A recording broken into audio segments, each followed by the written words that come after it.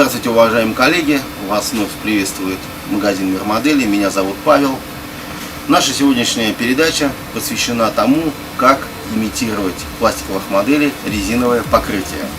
В частности, в качестве примера хотел бы вам продемонстрировать данную модель от фирмы Trumpeter BMD2. Здесь хочу вас обратить внимание на вот эти вот опорные катки, каждый из которых имеет резиновое уплотнение, так называемые резиновые бандажи. Очень часто используют различные колеса в моделях и также шасси у самолетов.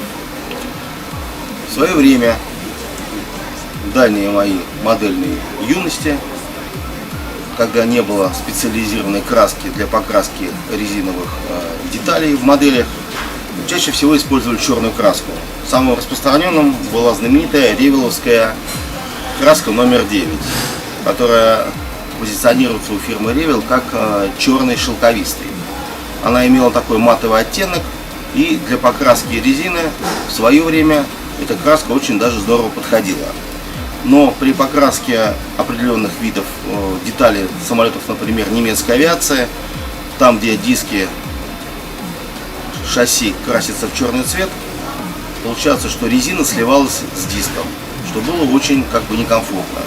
И вот по прошествию довольно-таки продолжительного количества лет несколько фирм сразу выпустили краски, которые называются общим словом Tire Black. Это краски, которые непосредственно имитируют резину.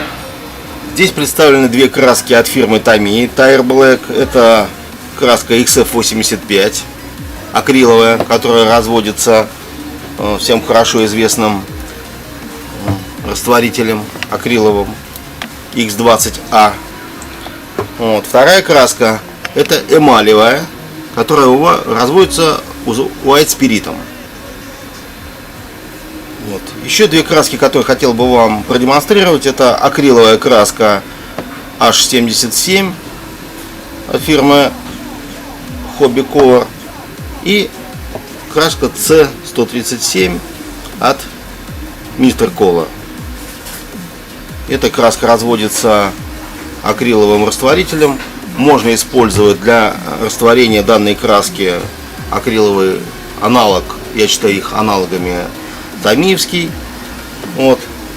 Для растворения данной краски используется их фирменный растворитель с такой вот этикеткой. В данном случае это моя баночка для общих работ, но этикетка там именно вот такая вот. Если в вашем городе или по месту вашего жительства в магазинах вы не найдете краски, которые я вам показал выше, вы можете использовать с большим успехом краску 69 XF, называемую NATO Black. Эта краска не является черной, она имеет внутри такой зеленоватый оттенок. Предыдущая краска, которую я вам показывал, имеет такой синеватый оттенок. Вы можете выйти во двор своего дома, посмотреть на колеса автомобилей. Резина никогда не бывает черной, она имеет различные оттенки серого.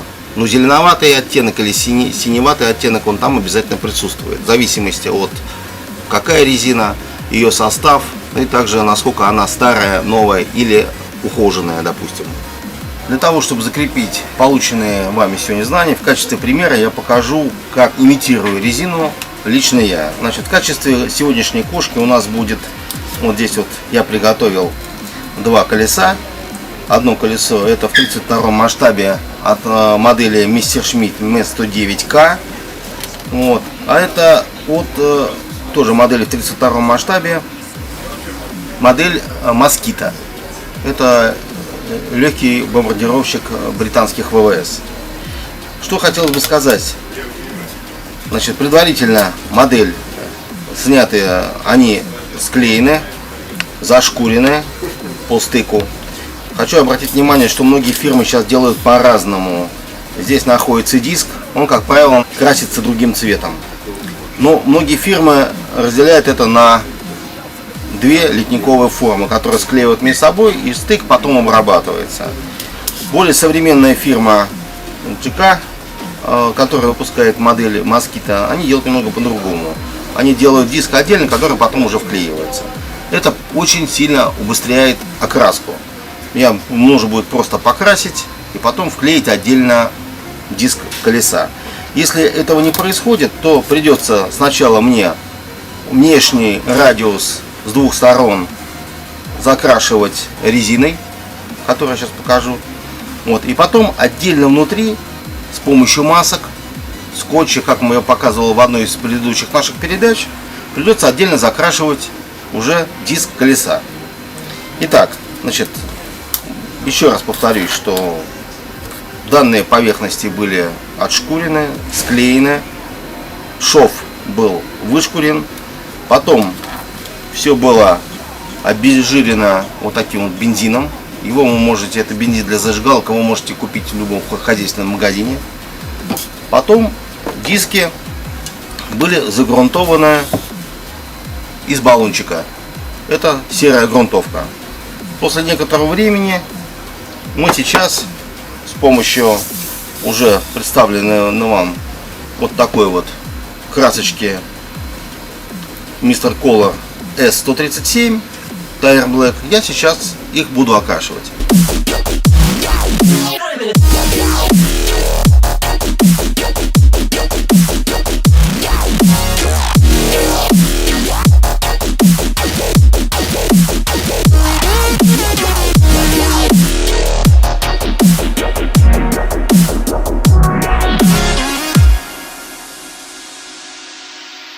Вот, только что я произвел покраску в цвет резины. Видите, она имеет такой вот синеватый оттенок внутри. Вот я закрасил их полностью. Здесь, как я уже сказал, здесь будет диск отдельно, он уже покрашен, а здесь придется с помощью трафаретов закрашивать диск потом отдельно. Вот я даже могу вам продемонстрировать. То есть, в принципе, собранное колесо. Вот эта вот деталь была окрашена мною немного ранее. Вот, и вот выглядеть будет примерно вот таким вот образом. Вот это полностью вот так в сборе он, данный пневматик от Москита, будет выглядеть. Вот. Теперь, значит, следующий вопрос, который сразу же возникает у моделистов. Но ведь это же еще не все. Абсолютно с вами согласен. Все пневматики, колеса, катки и резиновые бандажи имеют так называемый протектор. Он везде разный. На многих самолетах Второй мировой войны он был наружным. Здесь вот он внутренним. Это прежде всего зависело от того, с каких аэродромов эксплуатировались данные самолеты. Если это грунтовые или, допустим, какие-то были луга, то, конечно, предпочтительнее иметь вот такой вот рисунок. Это больше давало универсальности самолетам. Если самолет эксплуатировался, как современный самолет эксплуатируется с бетонных полос, то, естественно, протектора как такового на пневматиках есть только продольные такие канавки, которые при посадке самолета не дают ему при касании уйти влево или вправо, чтобы резина сразу сцепилась непосредственно с покрытием взлетной полосы. Ну вот. Теперь что нужно сделать? Обязательно нужно данный вот рисунок протектора, его нужно обязательно выделить. Вот. Для этого мы используем, я использую вот такую вот вещь. Можно использовать вот такой вот панель Line. По структуре они абсолютно одинаковые. Основа там идет White Spirit. Поскольку краска у нас, что вот данные, которые я только что покрасил, данные два пневматика, краска является по сути своей акриловой по основе. И поэтому, если мы будем по ней смывать или делать проливку, выделение углубления протектора, то ее покрытие не пострадает. Сейчас с помощью кисти я нанесу вот этот, в данный момент это миговский фильтр без песочного оттенка в эти вот углубления.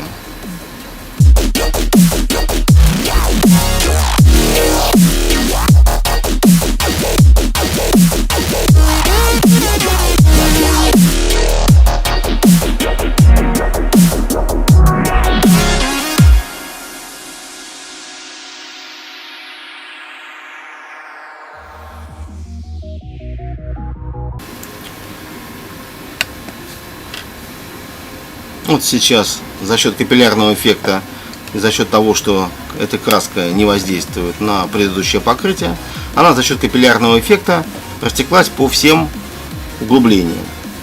Сейчас нужно некоторое время подождать, пока она просохнет, и потом с помощью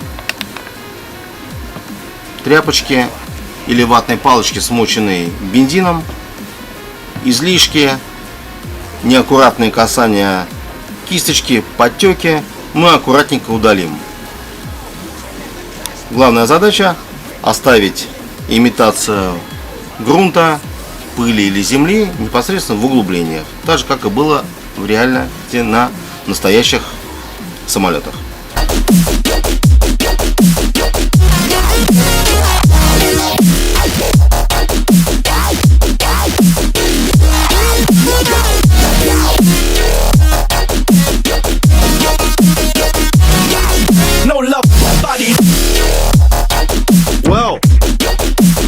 Пока данное изделие подсыхает, я хотел бы, дорогие коллеги, обратить внимание вот на что. То, что я вам привел сегодня в нашем ролике, это так модельный прием применяю я. Но вы можете поступить по-другому. Вы можете взять, допустим, загрунтованное колесо, можете покрасить его в черный цвет, потом взять эмалевую краску и очень аккуратно тоненькой кисточкой нанести, покрасить отдельно та часть, которая является резиной, таким вот образом. Но при этом нужно учитывать, что вот эти все части покрасить сложно будет без того, чтобы зайти на вот этот вот самый диск. У меня это получается неаккуратно, поэтому я для себя выработал вот такую последовательность приемов, при котором я окрашиваю модели. Но вы можете использовать также и эмалевую краску, можете использовать акриловую, как вам удобнее. Ну, я вот решил сделать это вот таким вот образом. Но после этого, если вы будете использовать эмалевую краску, а потом вы захотите произвести смывку вот этим составом, ну, или подобное этому, ну, даже в частности можно или использовать вот этим, то имейте в виду, что при этом основное покрытие, вот это вот нужно будет закрыть акриловым лаком, иначе у вас получится очень некрасивая каша, потому что поскольку они на одинаковой основе, они будут друг друга подъедать. У вас появятся кляксы и очень некрасивые пятна. И в принципе та деталь, которую вы захотите покрасить, вы ее этим приемом просто испортите. Запомните, если вы используете акрил, то по нему спокойно можно смывать вот такими эмалевыми смывками. Но если вы используете в качестве основы, вы используете эмалевую краску или на основе эмалевой краски, даже вот эту вот старинную ревеловскую девятку, то вам нужно обязательно закрыть потом поверхность акриловым лаком. Просохнуть, дать ему просохнуть и потом произвести ту же самую операцию, которую я проводил чуть-чуть раньше. Вот наша смывочка немножко подсохла. Конечно, надо было бы дать ей еще немножко больше времени, но тем не менее ее можно потихонечку уже стирать. Вот я беру бензин, опускаю туда ватную палочку, излишечки мы убираем и начинаем потихонечку убирать вот эти вот некрасивые и неприятные кляксы, которые остались от излишки на кисточке во время работы. И потом мы аккуратненько снимаем вот непосредственно с вершины протектора. Излишки мы удаляем. Задача такая, чтобы ватная палочка была не очень сильно влажной, потому что если она будет очень сильно влажной, то вся ваша работа вытечет. Ну, в принципе, ее можно будет повторить. Это довольно-таки несложно. Заметьте, что я не защищал базовое покрытие лаком. Делаю это прямо сразу. И поверхность это делать позволяет.